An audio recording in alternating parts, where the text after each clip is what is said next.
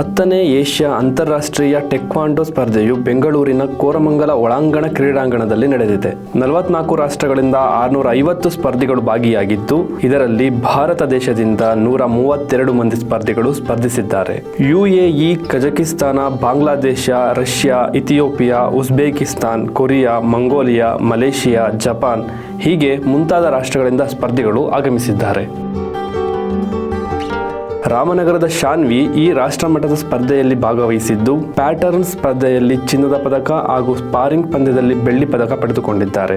Ramanagara ನೇಟಸ್ international ಶಾಲೆಯಲ್ಲಿ ಶಾನ್ವಿ 2ನೇ ತರಗತಿ ವ್ಯಾಸಂಗ ಮಾಡುತ್ತಿದ್ದು, ರಾಮನಗರ ಜಿಲ್ಲಾ ಸರ್ಕಾರಿ ನೌಕರರ ಸಂಘದ ಅಧ್ಯಕ್ಷ ಕೆ ಸತೀಶ್ ಮತ್ತು ಚೈತ್ರ ಅವರ ಪುತ್ರಿಯಾಗಿದ್ದಾರೆ. ಭಾರತಕ್ಕೆ ಕೀರ್ತಿ ತಂದಿರುವ ಶಾನ್ವಿಗೆ ಅಪಾರ ಜಿಲ್ಲಾಧಿಕಾರಿ ಚಂದ್ರಯ್ಯ ಮತ್ತು ಇತರ ಗಣ್ಯ ಅಧಿಕಾರಿಗಳು ಅಭಿನಂದಿಸಿದ್ದಾರೆ.